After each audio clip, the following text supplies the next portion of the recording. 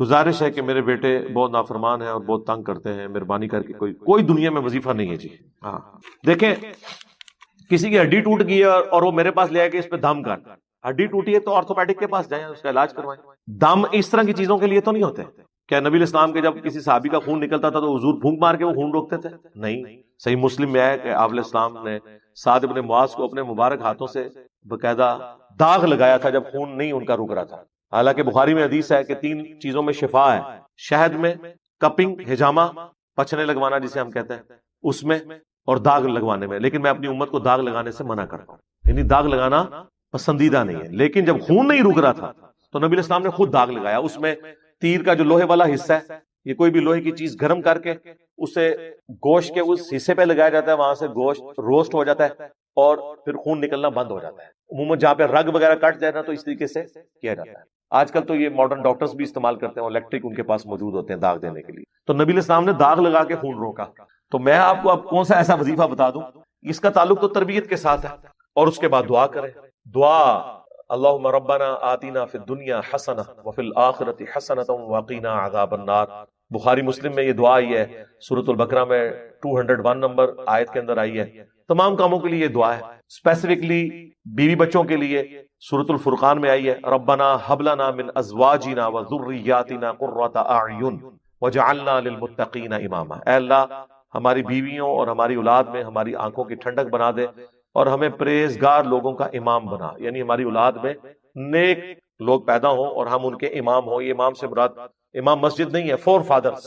تو یہ دعا ہے جی سورۃ الفرقان میں آئی ہے، بالکل سورۃ الفرقان کے اینڈ پہ وہ آپ پڑھیں، یہی وظیفہ ہے۔ باقی تربیت سے جو معاملات ہوں گے، آپ خود نماز نہ پڑھیں، خود آپ سگریٹ پیئیں اور بچہ آپ کا نشہ کر رہا ہے اور آپ کہہ رہے ہیں جی کوئی وظیفہ بتا دیں کہ بچہ نماز شروع کر دے یا یہ سگریٹ چھوڑ دے، کوئی ایسا وظیفہ نہیں۔ اور اگر آپ خود نیک ہیں تو 90% یہ چانس ہے کہ بغیر تبلیغ کے بھی بچے اس راستے پہ چل پڑتے ہیں۔ البتہ ایکسیپشنز آر آلویز دیئر۔ حضرت نوح کا بیٹا بھی کافر نکلا ہے، وہ ہو سکتا ہے، لیکن عموماً ایسا نہیں ہوتا۔ عموماً یہی ہے کہ جس ڈگر پہ آپ چل رہے ہیں نا، آپ جو کچھ اپنے بچوں کو دیکھنا چاہتے ہیں وہ خود بنے، لیکن آپ کہتے ہیں میں وہ خود نہیں بن سکتا، ان کو میں بناؤں گا، تو سر پھر ٹائم قیامت تک لگے رہو۔ اور ایسا بھی ہو جاتا ہے بعض اوقات کتنے بدماش قسم کے لوگ ہیں ان کے بچے اتنے شریف ہوتے ہیں، لیکن یہ رول نہیں ہے۔ رول یہی ہے کہ 90% بچے 4 ہاتھ پہ ہو تو بھی اگے ہوتے ہیں۔ تو ایکسیپشن سے آپ یہ ڈیڈکٹ نہیں کر سکتے کہ چونکہ اس طرح کی ایکسیپشن موجود ہیں لہذا یہ ایسے ایسے سے ہو جاتا ہے، ایسے نہیں ہوتا۔ یا ایھا الذین آمنوا، اے اہل ایمان، لا تتخذوا آباءکم و اخوانکم، مت بناؤ اپنے ماں باپ کو، اپنے بھائیوں کو، اولیاء، اپنا دوست۔ کس صورت میں دوست نہ بناؤ؟ ان استحبوا الکفر علی الایمان، اگر وہ ایمان کے مقابلے میں کفر کی روش اختیار کرتے ہیں نا تو تمہاری کوئی جگری یاری ان کے ساتھ نہیں ہونی چاہیے۔ مطلب کیا؟ پرائورٹی اللہ اور اس کے محبوب صلی اللہ علیہ وآلہ وسلم کی نسبت ہے۔ ایک تمہارا رشتہ دار نہیں ہے نا اور وہ اللہ اور اس کے پیغمبر کا ماننے والا ہے نا، اس سے تمہاری جگری یاری ہونی چاہیے۔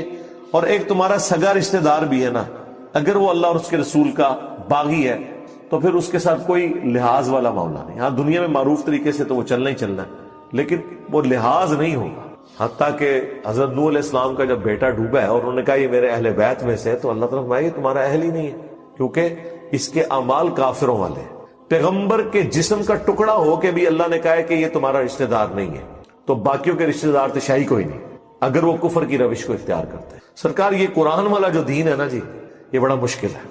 ادھر تو سب کچھ سینٹرڈ اراؤنڈ گاڈ ہے، جو گاڈ کا ماننے والا ہے وہ آپ کے سر کا تاج ہے، چاہے وہ آپ کے دشمن خاندان سے بھی تعلق رکھتا ہے، آپ نے پھر یہ لحاظ نہیں کرنا۔ میں آپ کو اپنا بتاؤں، ہمارے کئی ایسے ریلیٹیوز ہیں جن سے یعنی ہمارے آباء و اجداد کے زمانے سے بول چال بند، 25 30 40 سال سے ایک دوسرے کو دشمن ڈکلیئر کیا ہوا ہے، لیکن آج ان کے بچے کالج یونیورسٹیز میں اسٹوڈنٹس ہیں، یہاں آتے ہیں، ملتے جلتے ہیں، کوئی مسئلہ نہیں۔ ان کے ایسے بڑوں نے بھی آنا شروع کر دیا۔ یعنی اسلام ایک ایسا رشتہ ہے جو سارے رشتوں سے آپ کو آزاد کر دیتا ہے۔ اب ہماری نظر میں اب ہم اس چیز کو پیٹیں کہ جی ہمارے آباء و اجداد کے ساتھ انہوں نے زیادتی کی تھی یا ہماروں نے ان کے ساتھ زیادتی کی تھی، ہماری تو جہاں مرضی جائیں گی، ہم تو اپنی آخرت کی فکر میں، ہمیں تو وہ اچھا لگتا ہے جو اللہ اور اس کے رسول کی وجہ سے عز و جل و صلی اللہ علیہ وآلہ وسلم ہم سے تعلق رکھے ہوئے اور ہم اس سے تعلق رکھے ہوئے۔ رشتہ داریاں کیا چیز ہے؟ قریب ہونا کیا چیز ہے؟ تو یہی تو صحابہ کرام میں تھا. جنگ میں اس طرف باپ کھڑا ہے, دوسری طرف بیٹا کھڑا ہوا ہے, اور یہ بڑا مشکل ڈیسیجن تھا. شکر ہے ہمیں اس لیول پہ نہیں اترنا پڑا. ہمارے تو زیادہ ناراضگیاں ہو جاتی ہیں یا کوئی ایسا معاملہ ہو جاتا ہے, تلوار نہیں ایک دوسرے کے خلاف اٹھانی پڑتی, کوئی زیادہ گالی گلوچ کر لیتا ہے, اس سے زیادہ کوئی کیا کرے گا. تو تمہارے آباء و اجداد میں ہو یا بھائیوں میں ہو, تم ان سے محبت کی روش نہیں اختیار کر سکتے, کفر کو ایمان پر ترجیح تم نہیں دے سکتے. وَمَن يَتَوَلَّهُم مِّنكُمْ, اور جو کوئی تم میں سے ان کے ساتھ دوستی گانٹتا ہے, فَأُولَٰئِكَ هُمُ الظَّالِمُونَ, تو وہی ظلم کرنے والا ہے. اچھا, اس دوستی سے مراد آپ یہ نہ سمجھیے گا کہ حسن اخلاق سے بھی منع کیا جا رہا ہے, نہیں. تو قرآن میں واضح ہے کہ اللہ کے بعد سب سے زیادہ حق ماں باپ کا ہے. 4 جگہ قرآن میں اللہ نے توحید کے فوراً بعد ماں باپ کا ذکر کیا. اور سورہ لقمان میں فرمایا کہ اگر تیرے ماں باپ تجھے ابھارے نا کہ میرے ساتھ شرک کر, تو پھر تم نے ان کا کہنا نہیں ماننا, لیکن دنیا میں معروف طریقے سے چلنا ہے. یہ نہیں ہے کہ ماں باپ کافر ہیں اور بیمار ہو گئے ان کا علاج نہیں کروانا, نہیں, یہ نہیں. معروف طریقے سے چلنا ہے, حسن اخلاق سے پیش آنا ہے. جگری یاری نہیں ہے. جگری یاری آپ کی اس کے ساتھ ہوگی جو دین پہ چلنے والا ہے, جس کی نسبت اللہ اور اس کے محبوب صلی اللہ علیہ وآلہ وسلم کی وجہ سے. باقی ساری چیزیں بعد میں. اب جو کوئی یہ حرکت کرے گا تو اللہ تعالیٰ فرما رہا ہے پھر فَأُولَٰئِكَ هُمُ الظَّالِمُونَ, تو ایسے ہی لوگ ہیں پھر ظلم کرنے والے. وہ ظالم ہیں, اصل مجرم ہے اللہ کے حضور, جو اپنی رشتہ داریوں کو پہلے نمبر پر نبھا رہے ہیں اور دین اسلام کو سیکنڈ پرائورٹی پہ رکھا ہوا. اچھا, یہ باتیں ویسے تو بڑی آسان لگ رہی ہیں, اور ہم یہ پڑھتے ہوئے سوچ رہے ہوں گے کوئی 1400 سال پرانی بات ہے, میں تو ایسا نہیں کر رہا. لیکن اگر آپ غور و تفکر کریں گے تو آپ کو بھی اندازہ ہوگا کہ مسلمانوں کی اکثریت اس رول کا خیال کوئی نہیں رکھے ہوئے. ان کے نزدیک اپنی رشتہ داریاں ٹاپ پرائورٹی کے اوپر ہیں, اپنے ماں باپ کی دشمنیاں وہ نبھا رہے ہیں. اور جی میرے ابا جی تمہیں پتہ ہے پوری زندگی انہوں نے کار بڑے بڑا چنگا کام کیتا نے. اچھا, لوگ اپنے ابا اجداد کی خوبیاں گنوا رہے ہوتے ہیں. وہ جی ساڈے چاچے اور سن جی بڑے غصے دے سن جی, ہوئے ہوئے ہوئے ایک بار ویاہ دے گئے, وہ آگے کو کوئی بھی ہر جگہ سٹوری ہے جی, تو انہوں نے ان کو کسی ڈومیننٹ جگہ پہ نہیں بٹھایا, وہ پھر جناب اس کا ہار نہیں دوبارہ بڑھے. عجیب مینٹل سی تیرا چاچا, یہ فخریہ بات ہے. لوگ فخر سے اپنے ابا اجداد کے قصے سنا رہے ہوتے ہیں, اور سارے وہ تکبر بھرے ہوئے رشتے ہوتے ہیں. عاجزی والا کوئی نہیں سناتا. آج تک آپ کو کسی نے سنایا کہ نہیں ہمارے چچا جو ہیں وہ ماشاءاللہ اتنے خوش اخلاق تھے کہ فلاں موقع پہ گئے تو ان کے ساتھ ہمارے رشتہ داروں نے زیادتی کی, لیکن وہ خود معذرت کر کے اٹھے اور پوری زندگی ان کے ساتھ اس نے سلوک کرتے تھے. وہ کہتے تھے چلو وہ واقعی بلا دی. نہیں, یہ کوئی نہیں بتائے گا. اس کو تو لوگ, مطلب میں وہ پنجابی کا لفظ نہیں بولنا چاہتا, ایسے لوگوں کو تو لوگ پھر یہ کہتے ہیں کہ یہ تو وہ ہیں. یہاں تو جو بدماش ہوتا ہے نا, جو اپنا غصہ دکھاتا ہے, اس کی لوگ تعریف کرتے ہیں. اس کے پیچھے کیا مینٹالٹی کیا ہے؟ اللہ اور اس کا رسول ٹاپ پرائورٹی نہیں ہے.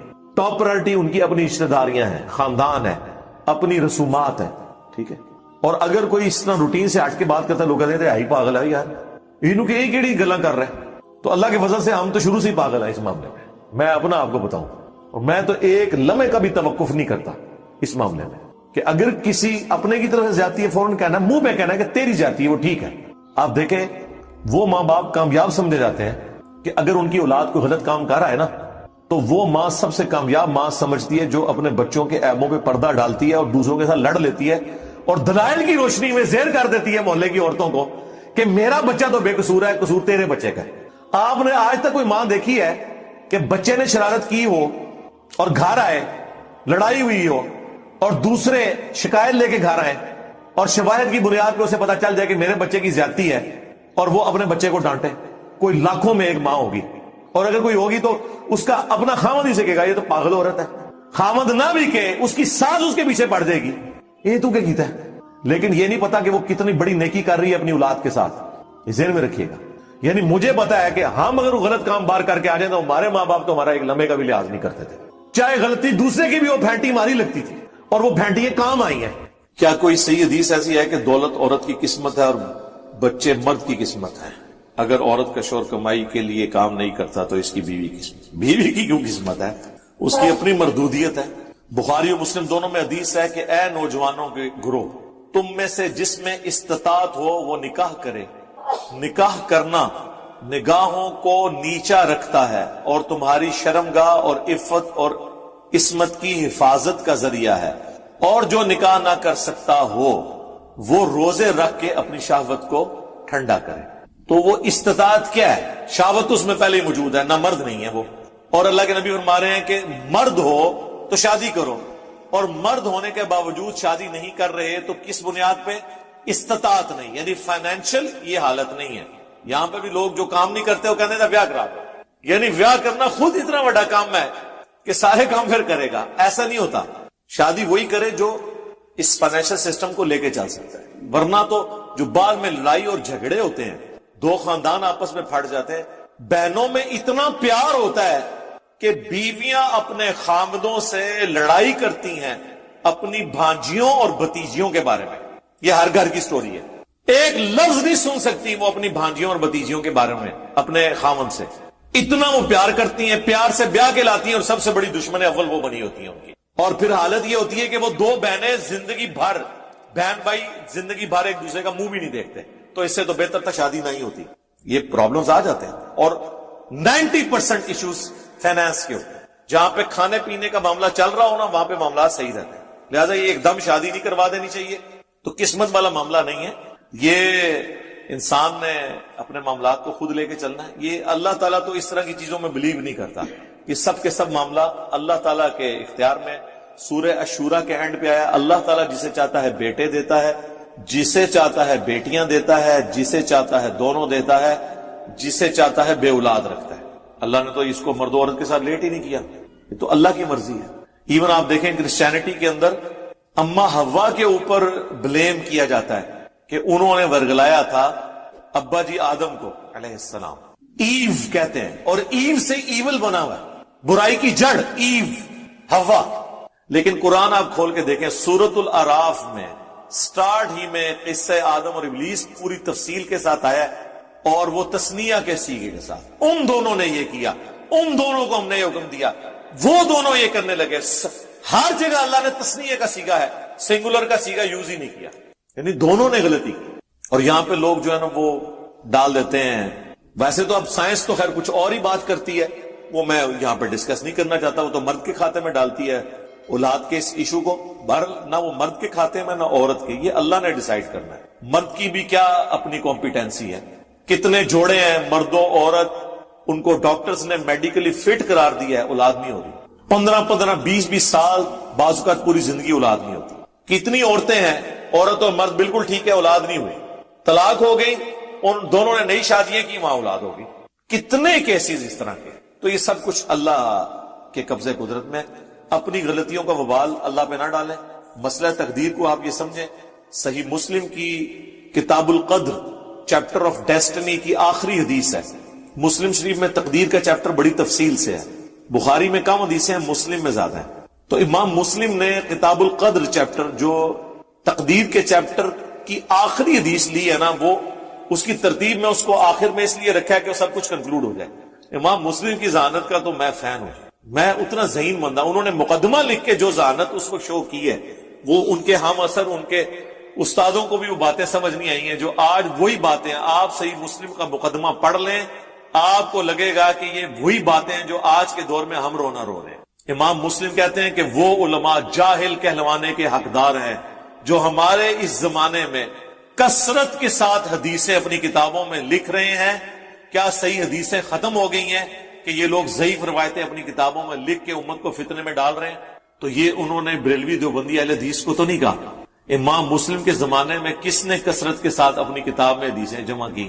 امام مسلم نے انہیں کنڈیم کیا اتنے سخت الفاظ میں، لیکن عقل مندی کی نام نہیں لیا، ان کا یہ کیا کام ڈالنے لگے ہو۔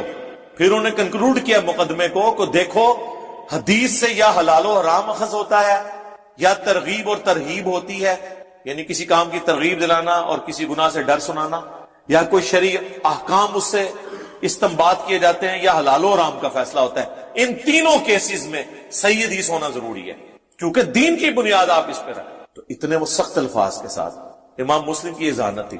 تو کتاب القدر چیپٹر میں آخری حدیث لے کے آئے ہیں تقدیر کے چیپٹر میں، کہ حضرت ابو ہریرہ کہتے ہیں مجھے نبی علیہ السلام نے یہ وصیت کی تھی۔ یہ حدیث آپ کو صبر اور توکل والے چیپٹر میں مل جائے گی، مشکات میں بھی، مسلم کے حوالے سے۔ اے ابو ہریرہ، جو چیز تمہیں نفع دے، یعنی دنیا میں جو چیز نفع دینے والی ہے بشرطے کہ وہ حلال ہو، اس کو حاصل کرنے کی کوشش کرنا، سستی نہ کرنا، کاہلی نہ کرنا، اور اللہ سے مدد طلب کرنا۔ پھر بھی اگر رزلٹ تمہارے خلاف آئے تو کبھی یہ نہ کہنا کہ میں یہ کر لیتا تو یہ ہو جاتا، میں وہ کر لیتا تو وہ ہو جاتا، اگر مگر شیطان کا دروازہ کھول دیتا ہے۔ یہ آخری حصے پہ تو لوگ ایمفسائز کرتے ہیں، پہلے حصے پہ ذرا آپ غور کریں کہ کوشش پوری کرنی ہے، سستی اور کائلی نہیں کرنی، اور اللہ سے مدد طلب کرنی ہے۔ یعنی یہ نہیں ہے کہ آپ خالی پیپر دروشی پڑھ کے پھونک کے دے آئیں، انشاءاللہ فیل ہی ہوں گے، کیونکہ آپ نے پوری حدیث پہ تو عمل نہیں کیا۔ یعنی دنیاوی طور پہ آپ نے اپنی پوری ایفرٹ پٹ کرنی ہے، اس کے بعد اللہ سے مدد طلب کرنی ہے، پھر بھی رزلٹ آپ کے خلاف آئے نا، پھر آپ نے سمجھ لینا ہے کہ کوئی اور ہستی ہے جو یہ نہیں چاہتی کہ یہ اس طرح ہو، اور میرے حق میں وہی بہتر ہے۔ جو سورۃ البقرہ میں آئے کہ کئی چیزیں جس سے تم کراہت کرتے ہو اور اس میں تمہارے لیے خیر چھپی ہوتی ہے، اور کئی چیزیں جس سے تم محبت رکھتے ہو کہ تمہارے حق میں ہو جائیں اور اس کے اندر تمہارے لیے شر چھپا ہوتا ہے۔ اللہ جانتا ہے، تم نہیں جانتے۔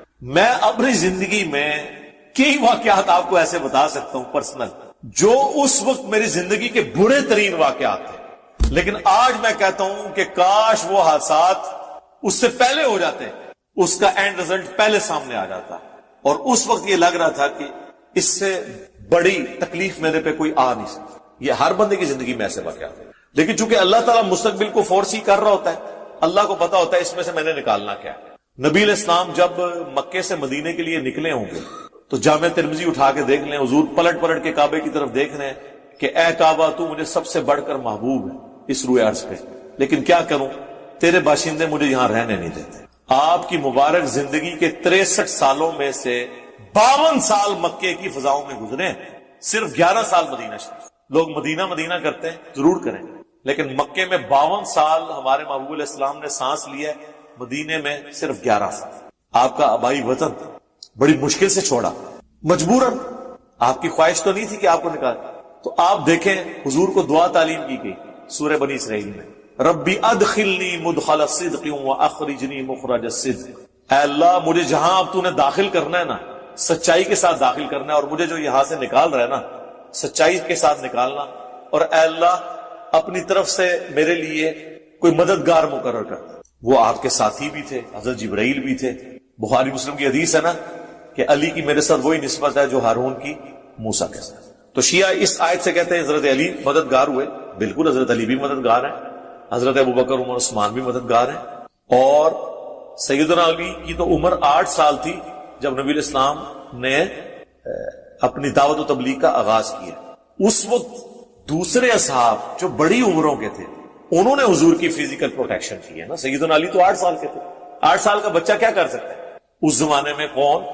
سعد بن ابی وقاص، عبد الرحمن بن عوف، سیدنا ابوبکر، یہ لوگ جو بڑی عمر کے لوگ تھے، تو حضور کے ساتھی اللہ نے ان کے ساتھ اٹیچ کیے۔ تو نبی علیہ السلام جب مدینہ شریف کے لیے جا رہے ہوں گے تو آپ کو کتنے خیال آ رہے ہوں گے، یار میں نے 13 سال محنت کی، صرف 125 بندے میں بنا سکا، لیکن ان کو بھی مجبوراً مجھے نکالنا پڑ رہا ہے۔ تھا نا دماغ میں، کیوں نہیں ہوگا؟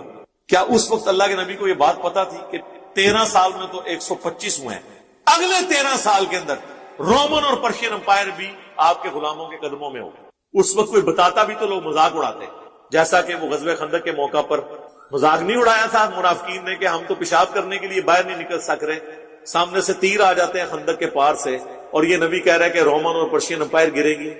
عمر سیریز میں انہوں نے وہ دلائل النبوہ امام بیہقی کی جو کتاب میں وہ حدیث فلمائی نہیں ہے، جو ایک پتھر نہیں ٹوٹ رہا تھا تو حضور علیہ السلام کو بلایا گیا، آپ نے 3 دفعہ اس پہ کدال مارا۔ پہلی دفعہ فرمایا اللہ نے مجھے یمن عطا فرما دیا، دوسری دفعہ فرمایا کہ اللہ نے مجھے رومن امپائر دے دی ہے، میں تو وہاں کے وہ رومن امپائر کا جو محل ہے وہ بھی دیکھ رہا ہوں، تیسری دفعہ فرمایا پرشین امپائر بھی۔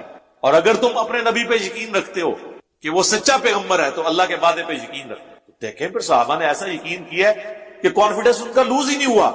ورنہ مجھے بتائیں اللہ کی نبی کی وفات کے بعد جب ہزاروں لوگ مرتد ہو جائیں، اس قبائلی سسٹم میں جہاں قبیلے جب مرتد ہوتے تھے تو پورے پورے قبائل ہی، چونکہ ایک سردار مرتد ہوتا تھا نا تو وہ پورے پورے قبیلے ہی نکل جاتے تھے، وہاں پہ چند اصحاب اتنے کانفیڈنٹ ہوں کہ ہر محاذ کے اوپر جنگ کھول لیں، حضرت بکر صدیق منکرین زکات کے خلاف بھی، مرتدین کے خلاف بھی، 2 جھوٹے پیغمبر ان کے خلاف بھی، اور پہلل میں رومن امپائر کے لیے بھی بھیجا ہوا ہے جناب اسامہ ابن زید کو۔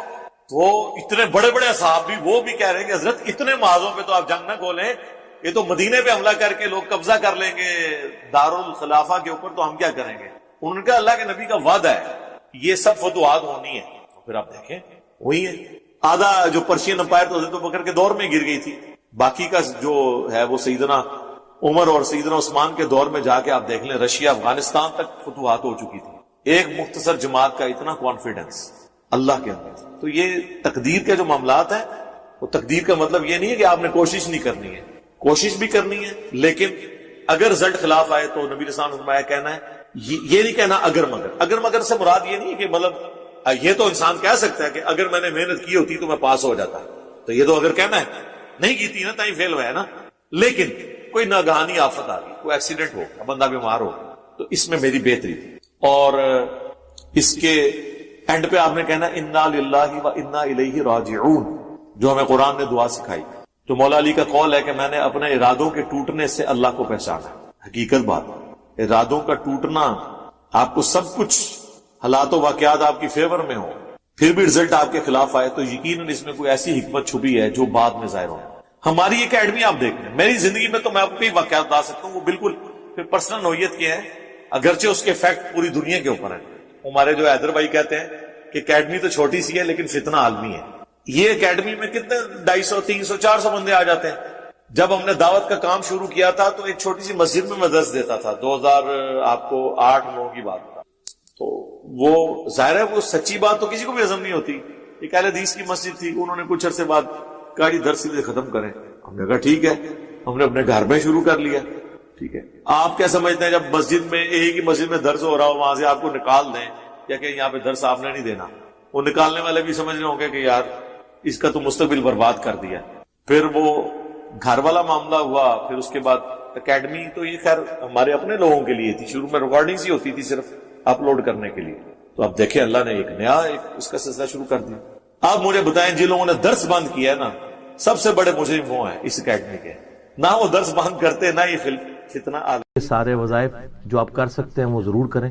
بہرحال بعض اوقات کسی کی مجبوری ایسی ہو سکتی ہے کہ اسے آفس کی مجبوریوں کی وجہ سے یا اپنے کاروبار کی مصروفیت کی وجہ سے یا بچوں کی دیکھ بھال کی وجہ سے ہماری اسلامی بہنوں کو ٹائم نہ ملے، یا بعض اوقات صحت بھی اجازت نہیں دے رہی ہوتی۔ تو سیم یہی سوال سیدنا علی بن ابی طالب رضی اللہ تعالیٰ عنہ علیہ السلام کی بڑی بہن تھی سیدہ ام ہانی سلام اللہ علیہا، جو نبی علیہ السلام کی کزن لگتی ہیں، مولا علی کی بڑی بہن ہے اور ایجڈ خاتون تھی، نبی علیہ السلام کی بہن ہی لگتی تھی، تو آپ ان کے پاس چلے جایا کرتے تھے۔ تو یہ حدیث سنن نسائی الکبریٰ کے اندر موجود، ہم نے بلو کارڈ کے اندر اس حدیث کا ریفرنس بھی دیا ہوا ہے۔ پہلے میں ان کارڈز کے بارے میں آپ کو بتا دوں، یہ 2 کارڈز ہمارے ہیں جو ہم نے شروع میں جن کارڈز کو پرنٹ کیا تھا، جو آپ ڈاک میں منگوا بھی سکتے ہیں۔ ایک بلو کارڈ ہے اور ایک ہے گرین کارڈ۔ بلو کارڈ جو ہے وہ پیچھے سے مجھے دیں، یہاں تو نہیں رکھے ہوئے، 2 کارڈ دے دیں۔ بلو کارڈ جو ہے وہ صبح و شام کے اذکار ہیں، اور گرین کارڈ جو ہے وہ فرض نماز کے بعد کے اذکار ہیں۔ ان کے میں نے بڑی حکمت کے ساتھ کلر کوڈنگ کی ہوئی ہے۔ یہ بلو کارڈ ہے، یہ آپ کو پی ڈی ایف اس کا ahlsunnatpak.com سے آپ ڈاؤن لوڈ کر سکتے ہیں، ایپ بھی بنی ہوئی ہے، ہارڈ کاپی بھی ہماری اکیڈمی سے آپ منگوا سکتے ہیں۔ فون صبح 9 سے لے کے 5 بجے تک آن ہوتا ہے، +92 کے کوڈ کے ساتھ 32159000162 032159000162۔ بلو کارڈ میں حکمت ہے۔ آپ بتا بلو کارڈ دنیا کا ایک بلو کارڈ ہے، وہ ہے یو کے میں ورک پرمٹ، کوئی بلو کارڈ کہتے ہیں۔ یہ آخرت کا بلو کارڈ ہے، صبح شام کے سنت اذکار، اکثر بخاری مسلم سے۔